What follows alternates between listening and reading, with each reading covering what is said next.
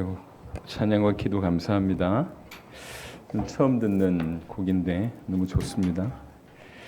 우리 오늘 마태복음 17장 본문을 보실 건데요. 이제 의도하지 않았지만 하나님께서 저희를 우리 마태복음 16장, 17장의 본문으로 계속 이제 허락하신 것 같습니다. 마태복음 17장 14절부터 21절까지인데 너희에게 믿음이 겨자씨 한 알만큼만 있어도 이게 이제 제가 지금 이 설교의 제목을 정할 때는 다 이제 성경에 있는 구절 그대로를 이제 정하는데 오늘은 부제로 믿음이라는 신비의 세계라고 하는 부제를 같이 넣어서 그렇게 제목을 정했습니다.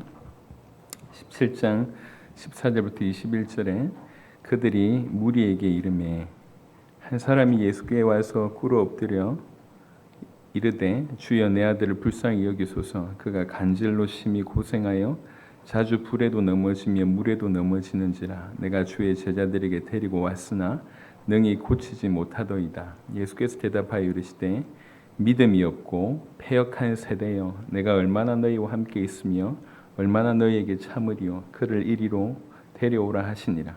이에 예수께서 꾸짖으시니 귀신이 나가고 아이가 그때부터 나으니라.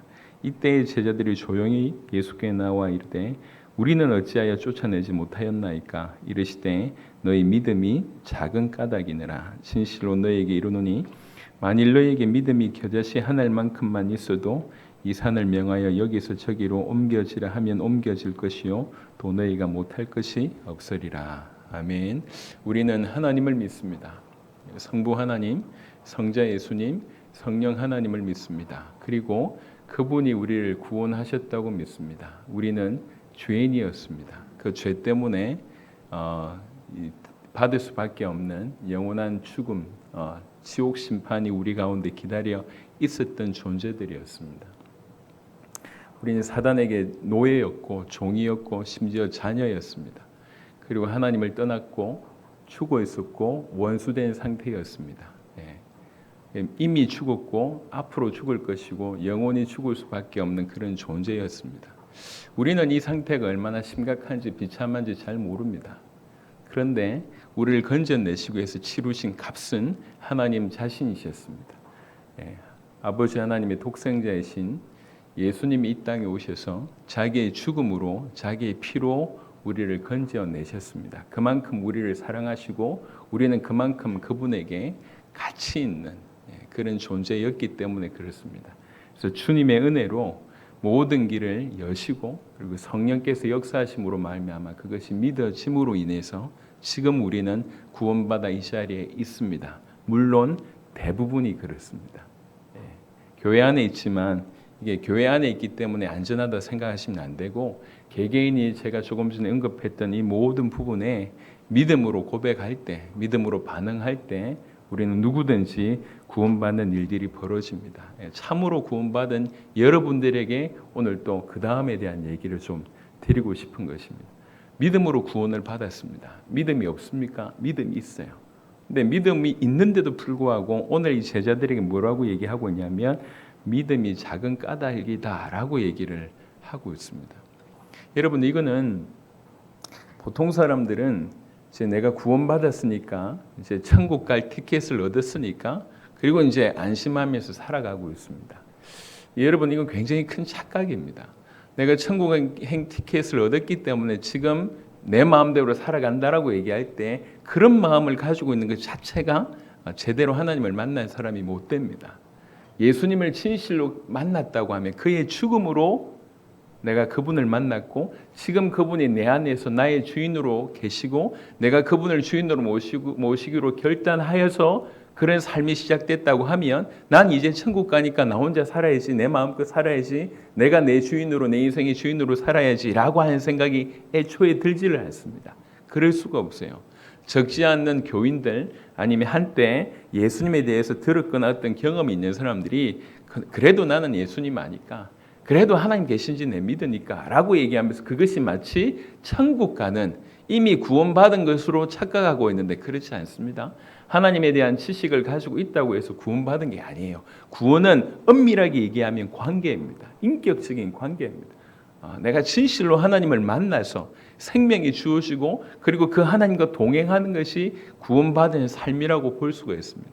더 이상 내가 내 인생의 주인이 아니라 내 인생의 주인을 그분에게 올려드리고 맡겨드리는 것이 구원이라고 얘기할 수 있습니다. 그래서 그렇게 구원받은 사람은 절대로 내가 이제 티켓 얻었으니까 나는 이제 천국 갈 수 있으니까 내가 하고 싶은 대로 하면서 주님이 원하시는 수많은 것들은 상황되면 하겠습니다. 조금 있다 하겠습니다. 좀 나아지면 하겠습니다. 라고 얘기하면서 차일피일 미룰 수가 없습니다.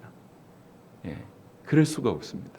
그래서 진실로 예수님이 하나님의 아들 그리스도라고 하는 사실을 믿고 내 죄에서 돌이켜서 그분을 믿고 나의 주인으로 모셨다고 하면 참으로 그는 구원받습니다. 믿음을 가진 자죠. 그래서 이 믿음을 가진 자는 구원받은 이후에 그 믿음은 더 사용하지 않고 처박아 두고 난 이미 구원받는데 이 믿음을 사용했으니까 괜찮지라고 얘기하면서 더 이상 믿음을 사용하지 않는 사람이 아니라 그때부터 믿음으로 사는 자가 되어야 됩니다. 구원은 끝이 아니고 시작입니다. 영원한 인생의 시작이 구원입니다. 그래서 이 구원받은 자는 믿음으로 살아야 됩니다. 믿음으로. 그래서 우리는 그 어떤 것보다 믿음으로 산다고 하는 것에 대해서 관심을 가져야 됩니다. 믿음의 세계로 우리가 진입했는데 이 믿음을 어떻게 사용해야 될지 모릅니다. 굉장히 불편하죠. 저는 어떻게 보면 이전에도 그렇지만 굉장히 나라가 시대와 세계가 격변하는 때를 지나왔습니다. 우리 모두가 그렇잖아요. 제가 이제 대학 졸업할 무렵부터 이제 컴퓨터가 이제 조금씩 이렇게 알려지기 시작했고 또 공학이 생겨지기 시작했는데 이렇게 손을 들고 다니면서 이제 이렇게 핸드폰으로 이렇게 많은 사람들이 이렇게 많은 삶을 영위할지 꿈에도 생각을 못했었습니다. 제가 지금도 기억이 나는데 개인 방송국이 생긴대요. 개인이 방송하는 때가 온대요. 그래서 그때 처음에 이게 뭐 시스템도 부족하고 저 큰 방송국하고 개인 방송하고 비교가 안 되지 무슨 소리 하냐 이렇게 생각했는데 지금은 이게 공영 방송이 점점 줄어들고 있지 않습니까? 지금 스타 중에 유튜브 스타가 훨씬 대접받지 않습니까? 우리 아이들 장래 희망 중에 굉장히 많은 다수가 유튜브 되는 겁니다. 이게. 그러니까 벌써 그런 일이 벌어진 거죠. 그러니까 연세 드신 분들이 이 핸드폰을 잘 사용을 못하니까 굉장히 불편합니다. 또 이걸 잘 사용할 줄 아는 사람들은 굉장히 편하죠. 온라인이라고 하는 세상이 어느 때 너무 크게 다가옵니다. 향후 10년 이후에는 지금 우리가 꿈꿀 수 없는 일들이 또 벌어진다고 하더라고요. 너무 격변합니다. 그런데 이 세계가 존재할 뿐만 아니라 너무 크지 않습니까? 마찬가지로 믿음이라고 하는 것은 내가 구원받는 데만 사용하는 게 아니에요. 천국 가는 데만 사용하는 게 아닙니다. 천국 백성으로 우리가 하나님을 믿는 자로 살아야 될 삶의 원리가 뭐냐? 그게 믿음이라고 하는 거예요. 그래서 우리는 이 믿음이란 걸 통해서 믿음의 세계에 진입했는데 이 믿음을 통해서 우리 주님 앞에 나아가야 됩니다. 자, 우리가 오늘 성경 구절을 좀 많이 볼 겁니다. 최대 한 39절 볼 건데요. 긴장하시고 히브리 11장 오늘 좀 많이 보겠습니다. 근데 6절만 보고 나머지를 조금 진행해 보겠습니다. 신약 성경 히브리서 약으로는 히입니다. 히브리 11장 6절에 이런 말씀이 있습니다. 히브리 11장 6절에 믿음이 없이는 하나님을 기쁘시게 하지 못하나니 하나님께 나아가는 자는 반드시 그가 계신 것과 또한 그가 자기를 찾는 자들에게 상 주신 이심을 믿어야 할지니라. 믿음이 없으면 이것도 저것도 다 필요 없고 하나님을 기쁘게 할 수가 없대요. 우리가 양심적으로 나를 구원하시기 위해서 정말 처참한 대가를 치르신 나를 사랑하셔서 자기 아들을 아낌없이 버리시고 또 예수님 입장으로 얘기하자면 나를 사랑하셔서 자기 목숨을 초계같이 버리신 그분에게 양심적으로 나아갈 때 정말 필요한 게 뭐냐? 믿음이라는 거예요. 우리가 그분을 믿는다는 거죠. 그분이 우리에게 행하신 것을 믿는다는 거죠. 그리고 그분이 우리와 함께 계심을 믿는다는 거죠. 이런 믿음이 없이는 기쁘시게 할 수가 없어요. 그러니까 우리에게 지금 믿음이 필요합니까? 믿음의 삶에 사는 것이 옵션 아닙니까? 옵션 아니라니까요. 절대적인 요소입니다. 이 믿음의 세계에 우리가 진입했으면 이제 믿음이라고 하는 이 엄청난 것들을 잘 사용해서 칭찬받는 자로 이 땅에 살아야 될 것입니다. 그런데 먼저는 오늘 마태복음 17장 읽어봤는데 사도들도 또 욕을 듣습니다. 여러분 예수님이 사도들 칭찬한 예는 별로 없고요. 계속 야단칩니다. 계속 욕하세요. 근데 야단치고 욕하는 이유는 딱 하나입니다. 뭐죠? 믿음이 작은 것 때문에 욕을 합니다.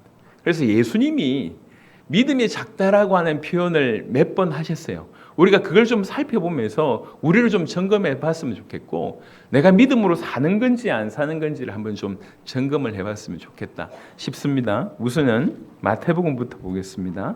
마태복음 6장입니다.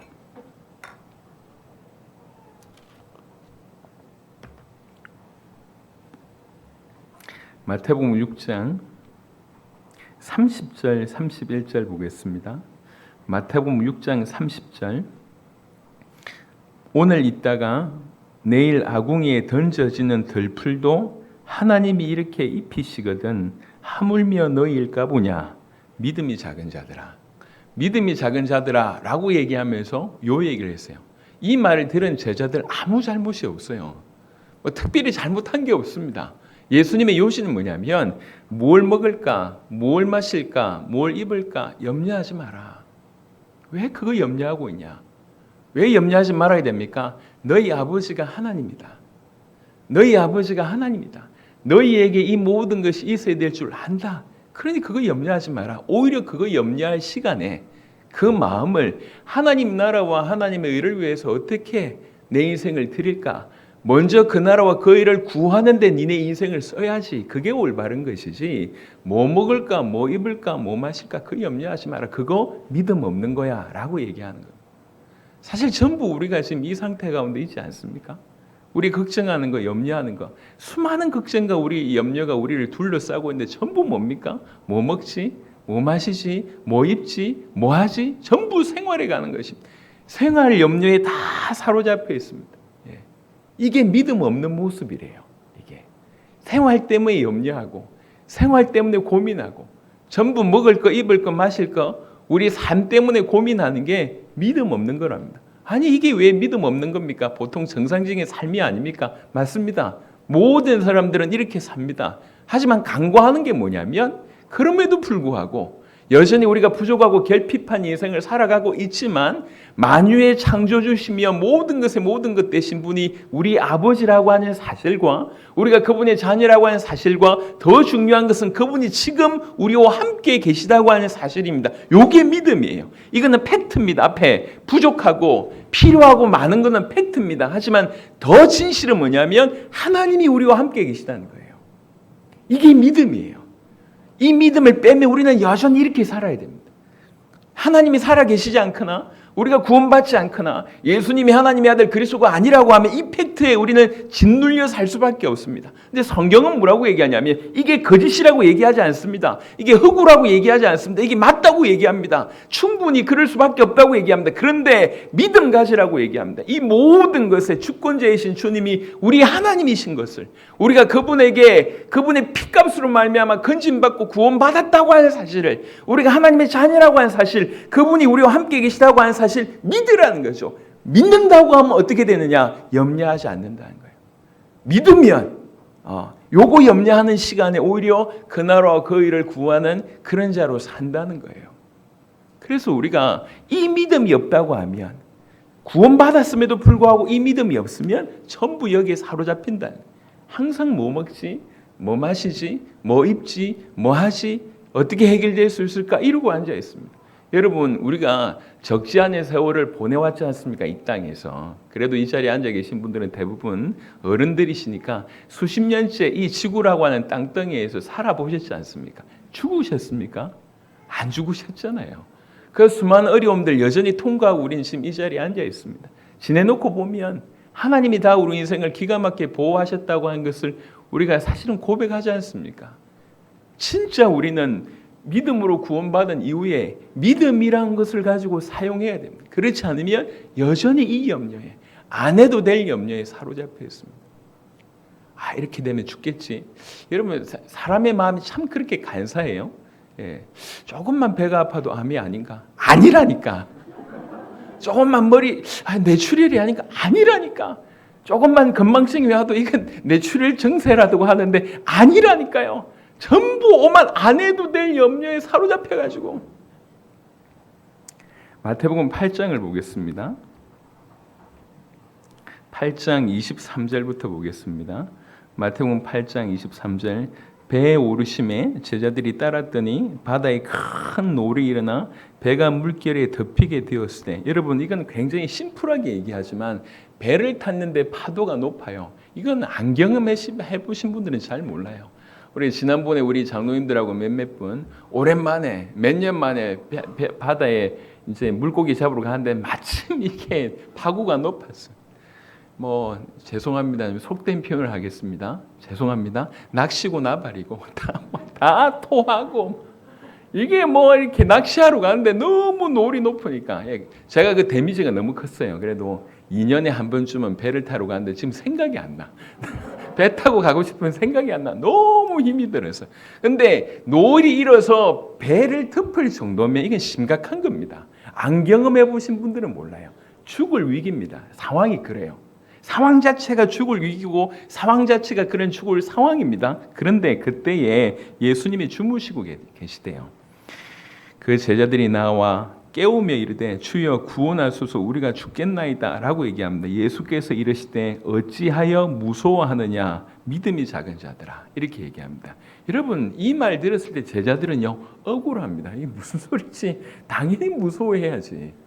아니 죽을 수밖에 없는 상황인데 노을이 일어나가지고 누가 보더라도 여러분 한두 명의 의견이면 이해할 수 있습니다. 제자들이 전부 다 그것도 제자들이 누구죠? 대부분 어부예요. 어부. 양반들 그 노을에 그 파도의 전문가입니다. 이렇게 되면 죽겠다라고 한 것을 어부들이에요. 직감했다는 거죠. 그리고 나서 갔는데 들은 말이 뭐냐면 왜 믿음이 적냐 이러고 앉아 있는 거예요. 여러분 그 팩트가 잘못된 게 아닙니다. 죽게 되는 상황 자체가 틀린 얘기가 아니에요. 맞아요. 그 상황이 맞아요. 근데 뭘 놓치고 있냐면 지금 우리와 함께 계신 이분이 누구냐는 거예요. 그게 우리가 놓치고 있는 부분입니다. 믿음은 딴 거 아닙니다. 지금 나와 함께 계신 이분이 누구지? 나를 구원하신 내 안에 계신 이분이 누구지? 그 믿음으로 살아라는 거죠. 우리 주님이 믿음이 작다고 얘기할 때 이 비난을 들을 때 어떻게 보면 너무 정상적인 거 우리 그냥 뭐 똑같이 세상 사는 방법대로 살고 있는데 갑자기 예수님 이 믿음이 적네. 아 이제 뭐 이렇게 죽을 수밖에 없는 상황이 무서워하고 있는데 또 나타나셔. 야 너 믿음이 적어. 자꾸 이러고 있는 거예요. 억울하죠. 근데 그러면서 믿음이 뭔지를 설명하고 있는 겁니다. 믿는다는 게 뭔지. 우리가 누굴 믿고 우리와 함께 계신 그분이 어떤 분인지 우리가 모르고 있고 못 믿고 있다고 하는 것을 얘기하고 있습니다. 한 구절을 더 보겠습니다. 마태복음 14장에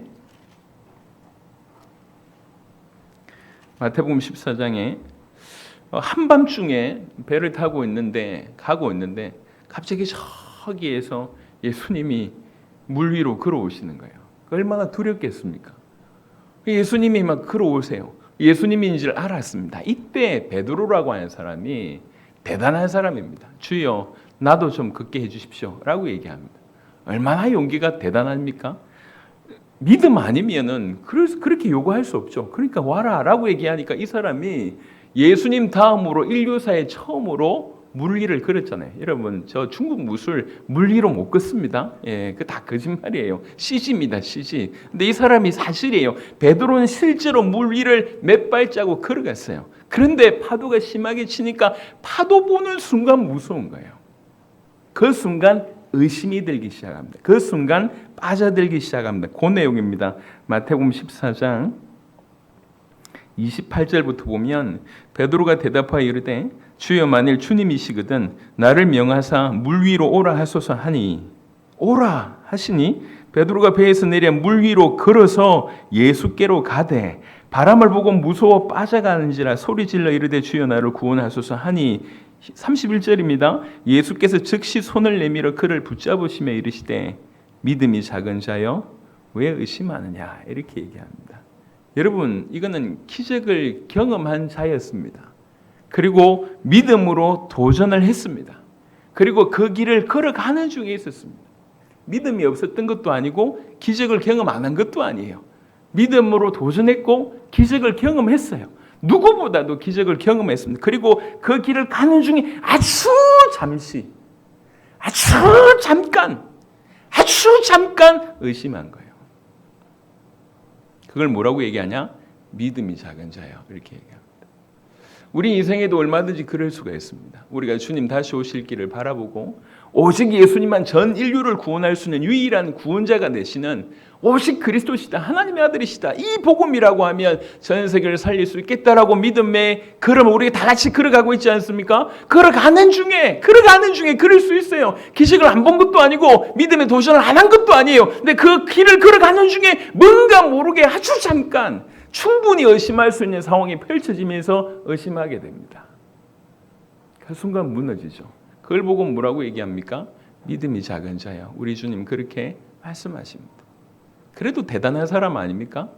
대단한 사람이에요. 그런데 분명히 대단하고 대단한 경험을 했고 대단한 기적을 체험했지만 우리 주님이 바로 그 순간, 그 짧은 순간 아주 잠시 의심한 그때 그 모습을 보면서 믿음이 작은 자야 라고 얘기하십니다.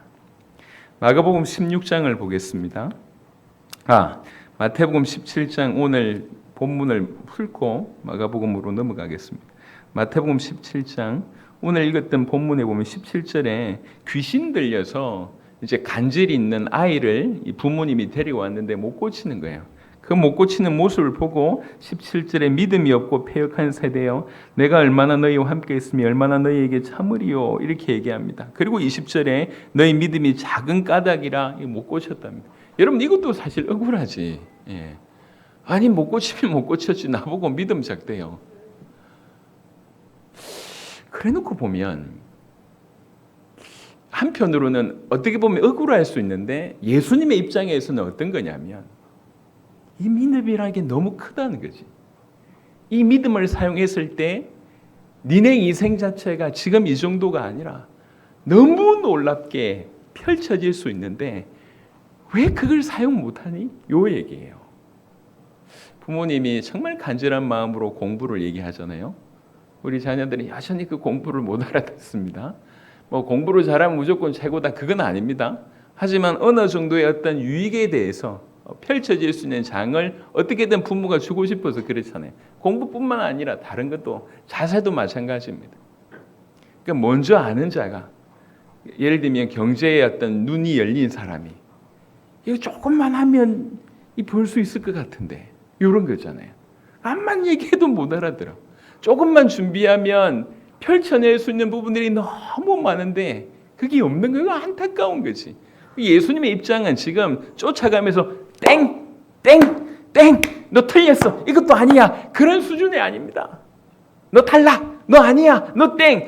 예수님께서 취미가 악취미라 돌아다니면서 너 믿음이 적어. 이것도 적네. 저것도 왜 좀 뺀질뺀질 거리는 사람이 사람들 약 올리는 사람들 있잖아요. 너 아니야. 너 틀렸어. 너 빵점. 이런 수준이 아니에요. 지금 예수님이 뭐 할 일이 없어가지고 와가지고 너 이것도 믿음 적고 저것도 믿음 적고 그 얘기를 하는 게 아니잖아요. 예수님은 지금 어떤 마음이냐면 믿음이라고 하는 것이 너무 사실은 크고 놀라운데 그래서 이 믿음을 소유하고 이 믿음을 사용한다고 하면 그들의 삶에 있어서 펼쳐낼 수 있는 부분들이 너무 어마어마한데 그걸 모르는 거예요. 그걸 모르니까 하나님이 함께 계신데 여전히 뭐 먹지, 뭐 마시지, 뭐 먹지 이러고 앉아 있어요. 예. 여러분의 자녀가 오늘도 우리 엄마가 오늘 점심은 줄까? 오늘 저녁은 줄까? 두 끼는 줬는데 내일 아침은 주실 수 있을까? 이런 고민한다고 하면 기가 막히지 않겠습니까? 그러니까 하나님이 함께 계신데 우리는 막 이 고민만 하고 있어요. 하나님 함께 계신데 죽음의 상황에 위기 상황에 두려워만 하고 두려워만 하고 믿음으로 사용할 생각은 전혀 못하고 있는 우리 모습 보실 때 얼마나 안타까워하시겠습니까? 또 나름 믿음에 도전을 했는데 잘 가면 되는데 중간에 또 의심이 들어서 또 넘어지는 이런 모습 보면서 얼마나 안타까워하실까요? 계속 하시는 얘기예요. 믿음이 작다라고 하는 표현이 그 얘기가 마가복음 16장을 한번 보겠습니다. 또 믿음이 작다고 결정적으로 바로 승천 직전에 또 얘기하십니다. 마가복음 16장 14절에 그 후에 11 제자가 음식 먹을 때 예수께서 그들에게 나타나사 그들의 믿음 없는 것과 마음이 완악한 것을 꾸짖으시니 누구에게요? 11 제자에게요. 왜 꾸짖습니까? 이는 자기가 살아난 것을 본 자들의 말을 믿지 아니함이라. 여러분, 이 제자들 여러 번 예수님을 경험했습니다. 부활을 했다고 하는 얘기를 듣기도 했습니다. 근데 들었고 일단의 무리들은 봤음에도 불구하고 여전히 믿지 않는 거예요. 왜 믿지 않습니까? 있을 수 없는 일이거든요. 과학적으로, 합리적으로, 이성적으로, 우리가 했던 경험적으로 있을 수 없는 일이거든요. 그러니까 하나님이라면 하실 수 있다라고 하는 믿음보다, 그 생각보다 이거는 이 땅에 존재하는 불가능한 일이야 라고 하는 인간의 이성의 기초로 두고, 경험의 기초로 두고, 사람들의 어떤 이 의견의 기초로 둔 그런 기초입니다. 그러니까 예수님 뭐라고 얘기하고 있냐면, 하나님을 믿지 않고 하나님의 능력을 믿지 않고, 그러니까 예수님께서 이렇게 믿음이 작다라고, 믿음이 없다라고 책망을 하십니다. 한편으로는 우리 주님은 지금 책망이 목적이 아닙니다. 믿음이 없다고 하는 야단을 치기 위한 것이 목적이 아닙니다. 믿음이라고 하는 세계가 얼마나 큰 세계인지를 알려주시기 위한 거예요. 여러분, 믿음이라고 하는 것은 이루 말할 수 없는 세계를 여는 키라고 해도 과언이 아니에요. 그래서 성경은 믿음으로 쫙 있습니다. 다 열거할 수도 없어요. 그래서 빠르게 몇 구절만 한번 쭉 보시도록 하겠습니다. 먼저는 믿음이 있다, 믿음이 크다. 조금 전에는 믿음이 없는 것에 대해서 예수님이 얘기하신 거라고 하면, 조금 지금부터는 그럼 예수님의 믿음이 크다고 할 때는 언제냐는 거죠. 한번 살펴보시도록 하겠습니다. 마태복음 15장 한번 보겠습니다.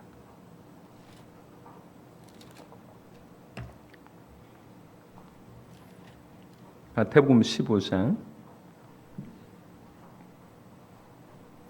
이건 좀 설명이 좀 필요할 것 같아서 21절부터 그냥 읽겠습니다. 마태복음 15장 21절에 예수께서 거기서 나가사 두로와 시돈 지방으로 들어가시니 가나안 여자 하나가 그 지경에서 나와서 소리 질러 이르되, 가나안 여자라는 얘기는 유대인 아니라는 얘기입니다. 이방 여자라는 겁니다. 주 다윗의 자손이요. 근데 이방 여인이 다윗의 자손이라고 불러요. 예수님을 메시아로 믿는다는 거죠.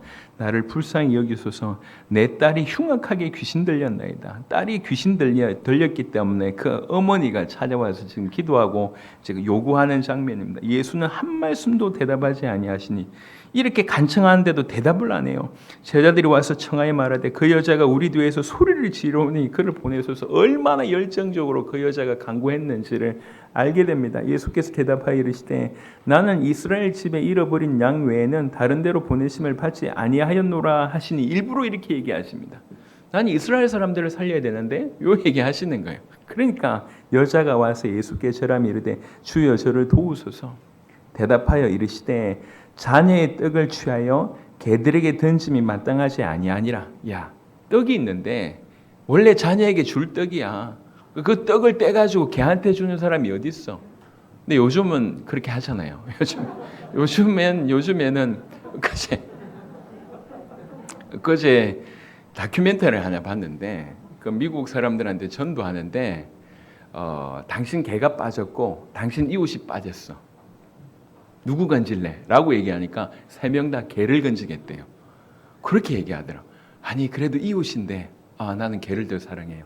아니 그래도 영혼이 있는, 아니 나는 개를 더 사랑합니다. 이게 지금 미국의 실상이더라고요. 여튼 지금으로는 이해 안 될 수 있지만 요 얘기, 자녀에게 줄 떡을 개한테 줘? 그렇지 않잖아 라고 얘기합니다. 설득을 시키는 거죠. 근데 그때 27절에 여자가 이르되, 주여 올소이다. 그런데 개들도 제 주인의 상에서 떨어지는 부스러기를 먹습니다. 이렇게 얘기해요. 그 자녀들이 먹다가 떨어뜨리는 부스러기 그 개들이 먹지 않냐라고 얘기하는 거예요. 그러니까 필요 없다, 물러가라, 나는 안 도울 거다라고 하는 얘기인데, 끝까지 당신이면 나를 도울 수 있습니다. 당신이면 우리 딸 살릴 수가 있습니다. 당신이 혹여 우리한테 오지 않고 유대인한테만 간다 할지라도 그래도 부스러기는 주실 수 있지 않습니까? 라고 끈질기게 오직 당신은 하실 수 있습니다.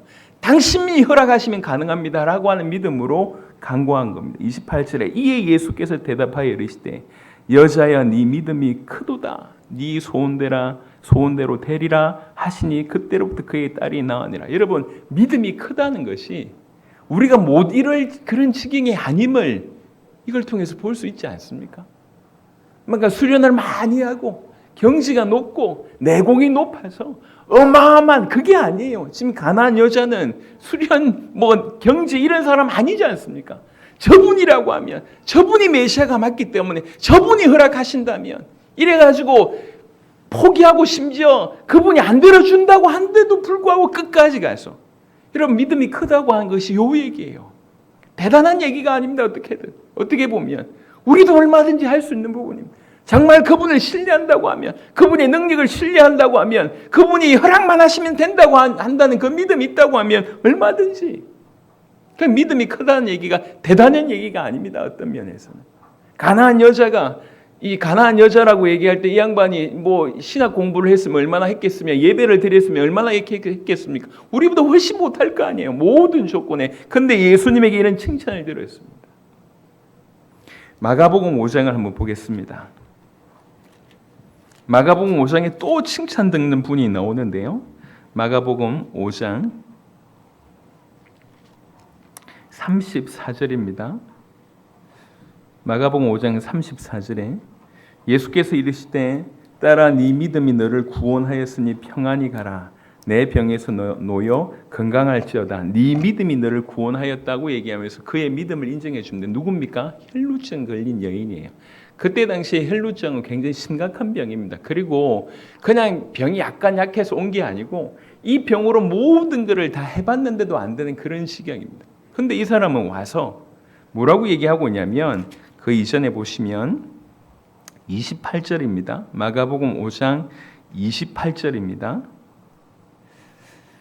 이는 내가 그의 옷에만 손을 대어도 구원을 받으리라 생각함일러라. 이렇게 생각한 거예요. 내가 그 사람의 옷만 잡으면 그 예수님의 옷만 잡으면 내 병이 치유될 거다라고 믿은 거예요.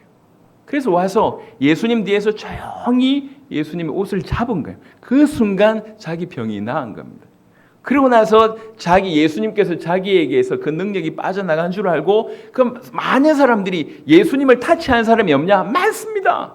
지금 예를 들면 공항에 BTS가 등장했을 때 막 몰려오는 것처럼 저분이라고 하면 병을 치유한다 이런 소문이 났기 때문에 수많은 군중들이 예수님 떠밀고 막 이런 상황이에요.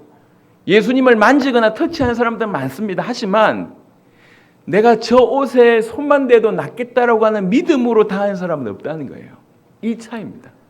그런데 그렇게 얘기하니까 예수님께서 누가 내 몸에 손댔냐고 얘기하니까 31절입니다.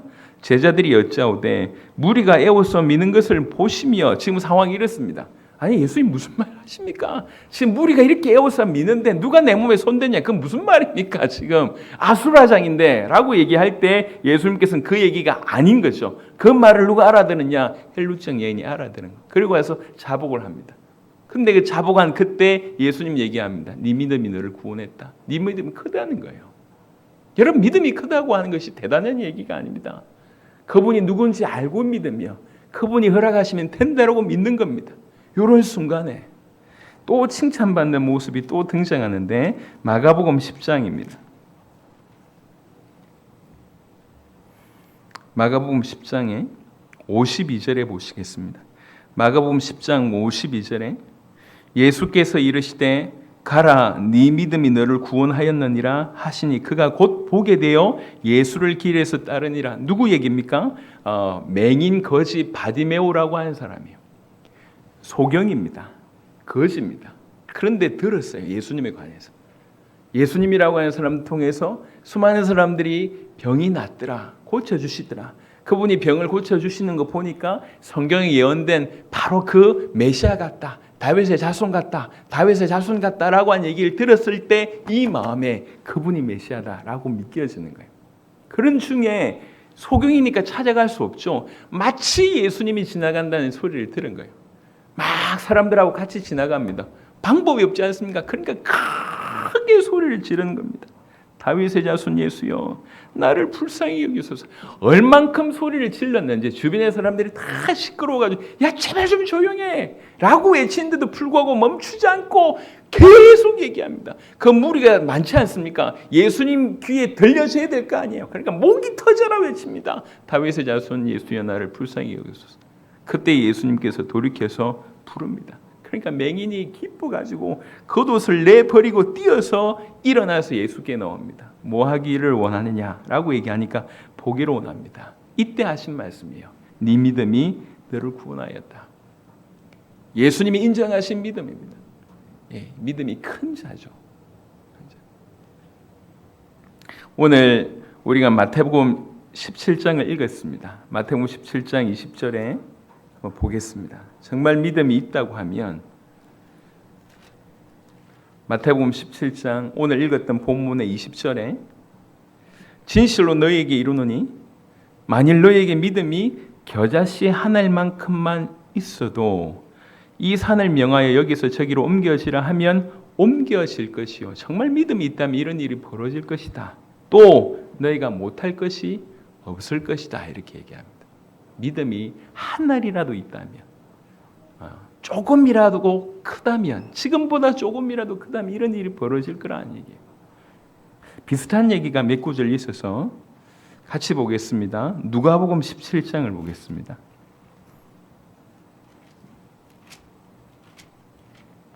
누가복음 17장 누가복음 17장 20절 보겠습니다. 누가복음 17장 6절입니다. 누가복음 17장 6절 주께서 이르시되 너에게 겨자씨 한 알만한 믿음이 있었더라면 이 뽕나무들로 뿌리가 뽑혀 바다에 심기어라 하였을 것이요 그것이 너에게 순종하였으리라. 이렇게 너희가 믿음이 있으면 이 산 보고 저리로 가 하면 갈 것이요 이 뽕나무 보고 야 저 바다에 심겨 라고 해도 할 것이라는 거예요. 그런 일이 있었습니까? 전 세계에 믿음이 좋다는 사람들이 그렇게 많았는데 산이 왔다 갔다 그러면 산이 불편하지. 여기 있다가 저기 있다가 믿음 있는 사람들이 죄송합니다 아무나 야 이쪽 가 저쪽 가 불편할 거 아니야. 이 말이 그 말이 아니라 그만큼 큰 능력이 그들 인생 가운데 임할 거라는 거죠. 여러분 아시겠지만 이 말을 들은 사도들 어떤 일이 벌어졌습니까? 시간이 없어서 그냥 한 구절만 보겠습니다. 사도행전 5장을 보겠습니다.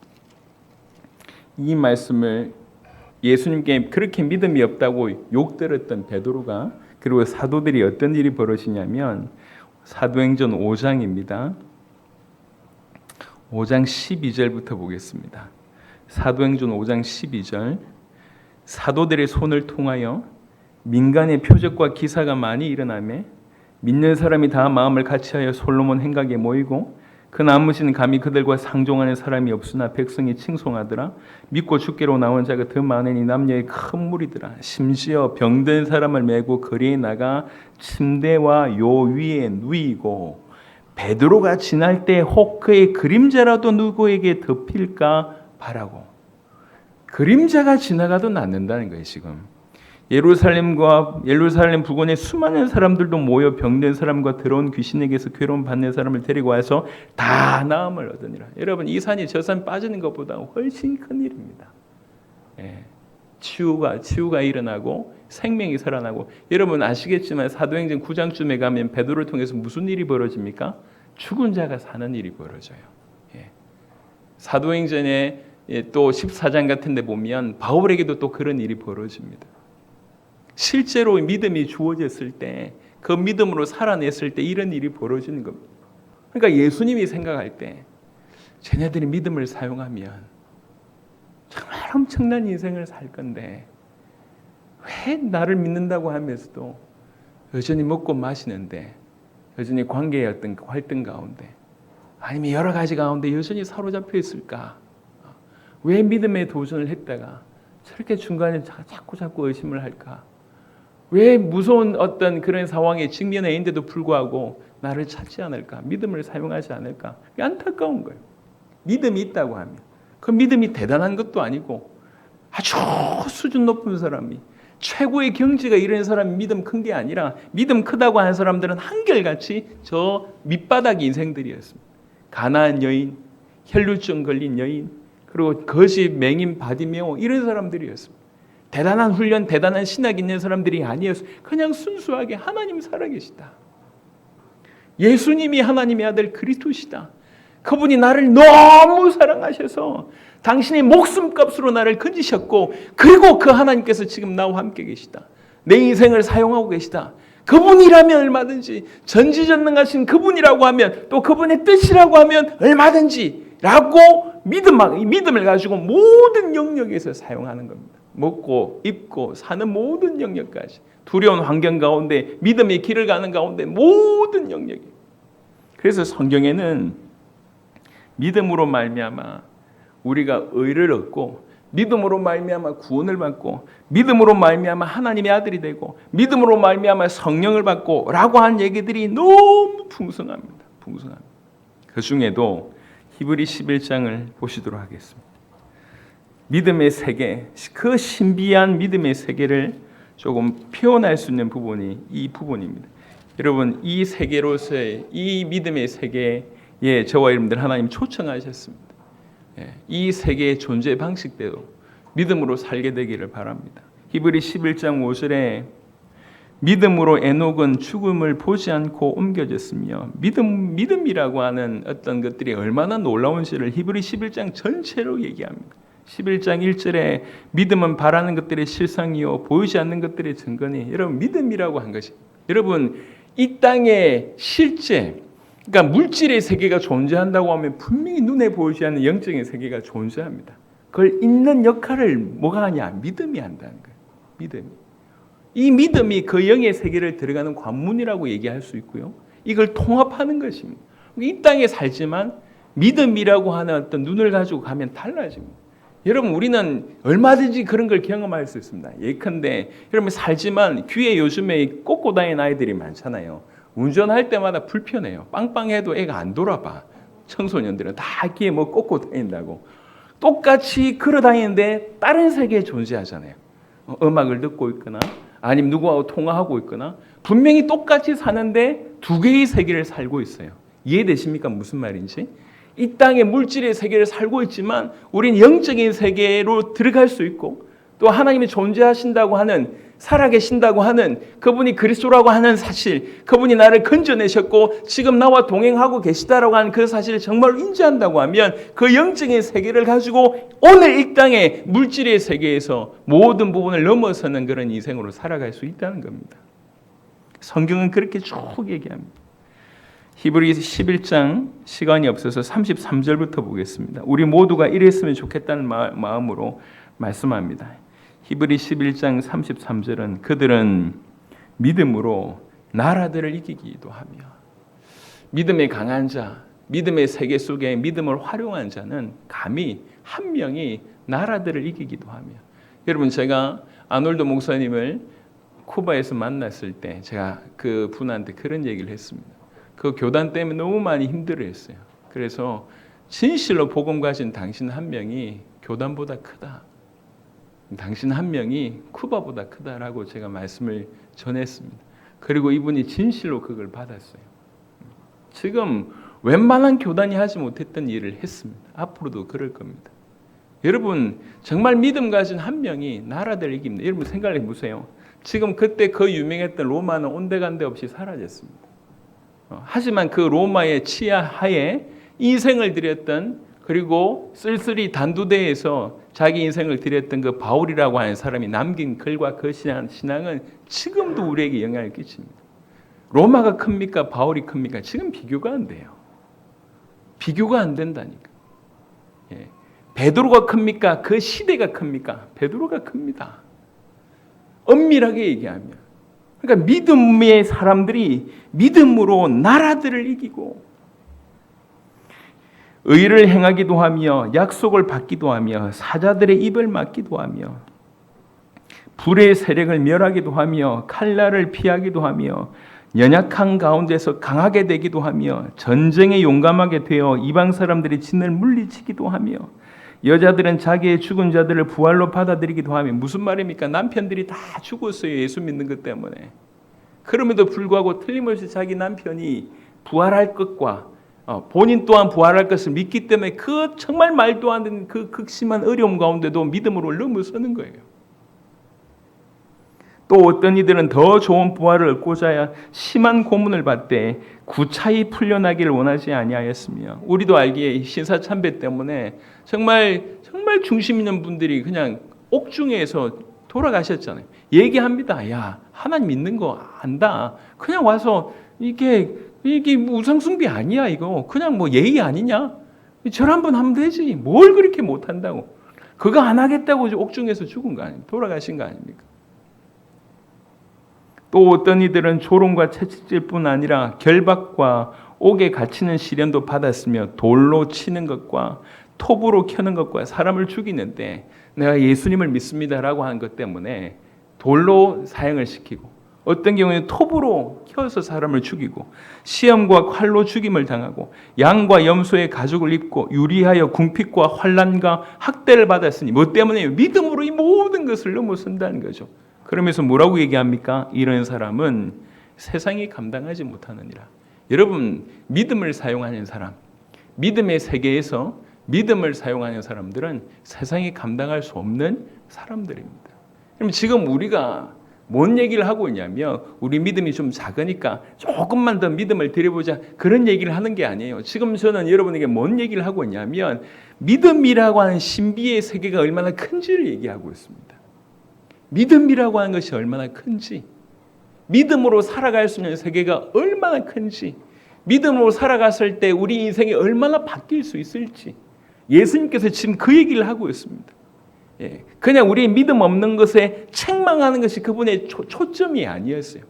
너희가 믿음으로 살게 됐을 때 너희 인생이 영원한 하나님 나라뿐만 아니라 이 땅에서 어떻게 그 하나님 나라를 누리며 그렇게 평안하고 행복하고 즐겁고 감사하며 너희 한 명을 통해서 무슨 일을 행할 수 있을지 우리 주님은 아시니까 그 믿음이라고 하는 것이 얼마나 큰지 아시니까 그 초대를 계속하고 있습니다. 우리 모두가 정말 이런 믿음을 가진 자가 되었으면 좋겠고 믿음으로 구원받은 데 그치지 않고 구원받은 자로의 삶으로서 믿음을 사용해야 됩니다. 그래서 로마서 1장에 보시면요. 그 결론 부분으로 다가가고 있습니다. 로마서 1장 굉장히 중요한 본문 17절 보겠습니다. 로마서 1장 17절 복음에는 하나님의 의가 나타나서 믿음으로 믿음에 이르게 하나니 기록된 바 오직 의인은 믿음으로 말미암아 살리라 함과 같으니라. 우선 후반 부분을 얘기하자면 의인이라고 하는 것은 우리가 의인의 범주 아닙니다. 근데 건진 받음으로 말미암아 의인의 칭함을 받았잖아요. 우리가 죄인이지만 의인이라 불려지고 있다고요. 우리는 어떻게 살아야 되냐면 우리가 의인으로 살 수 있는 방법은 믿음이라는 방법밖에 없습니다. 믿음으로 생명을 얻을 뿐만 아니라 살아가는 방식조차도 믿음의 방법. 믿음 아니면 살 수가 없어요. 그게 우리의 존재입니다. 그래서 믿음으로 살아가기를 지금 촉구하고 있는 거예요. 믿음이라고 하는 것으로 이 세계를 살아가고 믿음의 세계가 엄청나게 크다고 하는 것을 얘기하고 있습니다. 이 세계는 이 믿음이라고 하는 부분들은 우리 모든 영역에 적용할 수 있고 위기의 때, 환난의 때, 또 우리가 믿음으로 걸어가고 있는 그 모든 길 가운데 반드시 사용해야 될 것이고 사용한다고 얘기했을 때 우리가 측량할 수 없고 또 세상이 감당할 수 없는 수준으로 우리를 세우십니다. 여러분 이 마지막 때는 사실 초대교회보다 더 신앙이 원색적이어야지 마지막 때를 넘어설 수 있다고 생각을 합니다. 더 선명해져야 됩니다. 여러분 그냥 나름 다른 사람들보다 좀 낫고 그래도 내가 주님 앞에 좀 드린다라고 만족하면 안 됩니다. 우리 주님이 성경에서 믿음이 없다고 얘기할 때 우리를 보시라고요. 우리가 지금 과연 믿음이 없는 건지 아니면 믿음으로 살아가고 있는 건지를 돌이켜보셔야 됩니다. 그래서 이 믿음이라고 하는 그 자체가 신비한 세계입니다. 이 믿음의 세계에 우리 주님이 초청하는 그 초청에 응하시는 여러분 되었으면 좋겠습니다. 그래서 계속 믿음으로 나아가야 돼요. 그러면 어떻게? 나도 그러고 싶어요. 나도 믿음으로 살고 싶고 더 믿음이 커지고 싶고 믿음의 어떤 큰 자가 되어지고 싶고 주님을 기쁘시게 하는 그 믿음의 용사가 되고 싶은데 어쩌란 말입니까? 라고 얘기한다면 로마서 1장 17절은 또 그 부분에 답이 됩니다. 복음에는 하나님의 의가 나타나서 믿음으로 믿음에 이르게 하나니, 믿음으로 믿음에 이르게 하는 방법은 복음밖에 없습니다. 여러분, 예수 아니고는 우리 인생은 아무것도 아니라고 하는 생각, 오직 예수님 떠나서는 아무것도 할 수 없다는 생각이 믿는 자의 가장 기본에 깔려져 있을 생각입니다. 우리 주님이 포도나무와 가지를 얘기했습니다. 우리 주님 포도나무고 너희는 가지라고 얘기했습니다. 나를 떠나서 너희가 아무것도 할 수 없다고 얘기했습니다. 우리는 주님을 떠나서는 아무것도 할 수가 없고 주님 아니면 아무것도 안 된다라고 하는 이 마음을 가지고 오직 유일한 우리 구주가 되신 예수님 바라볼 때 그분의 존재와 능력을 신뢰하고 그분이 우리와 함께 계신다고 하는 것을 믿고 계속 복음 그 사실 안에 계속 들어갈 때에 믿음으로 믿음에 이르게 하는 그런 은혜가 있게 됩니다. 파스칼이라고 하는 사람이 예수 그리스도는 모든 것의 목적이라고 얘기했습니다. 목표의 중심이라고 얘기했습니다. 그 뛰어난 사람이 한 말입니다. 동일하게 우리에게도 적용되는 얘기예요. 우리는 믿음으로 살아야 됩니다. 그 믿음 누가 주십니까? 알파와 오메가 되신 그분이 우리에게 주십니다. 믿음의 창시자요 믿음의 완성자가 그분이십니다. 그래서 계속 우리 그분에게 집중할 때에 믿음으로 믿음에 이르게 하는 장성한 믿음의 분량으로 믿음의 세계에서 큰 자로 그렇게 살게 되도록 우리를 인도하실 것입니다. 그래서 묵상하시길 바랍니다. 복음에는 하나님의 의가 나타나서 믿음으로 믿음에 이르게 하나니 기록된 바 오직 의인은 믿음으로 말미암아 살리라 함과 같으니라. 이 말씀 그대로를 우리가 살다 보면 우리 주님이 늘 칭찬하는 그런 자일 뿐만 아니라 우리 모든 영역에서도 두려워하지 않고 믿음을 사용해서 그 길을 걸어갈 겁니다. 여러분, 믿음을 사용해서 그 길을 걸어갈 때 반드시 하나님께서는 그 인생에게 행복을 주십니다. 감사를 주시고 감격을 주십니다. 말할 수 없는 은혜를 주십니다. 지나간 세월 동안에 어찌하든지 이 복음으로 전 세계를 살리겠다고 뛰어왔던 지난 이 시절을 돌아볼 때 시행착오한 건 너무 많습니다. 부족한 건 너무 많습니다. 조금 더 잘했으면 좋겠다는 건 너무 많습니다. 하지만 그 길, 그렇게 갔던 그 믿음의 여정은 너무 하나하나가 감사했습니다. 그게 맞다라고 하는 생각들이 점점 확신이 됩니다. 그래서 말씀드리고 싶습니다. 이 자리에 계신 또 이 메시지를 듣는 우리 모든 성도들 믿음의 길을 걸어가게 되시길 바랍니다. 믿음의 세계에 주님의 초청하고 계신데 그 믿음의 세계에 들어오셔서 믿음으로 모든 영역에 믿음으로 살게 되기를 바랍니다.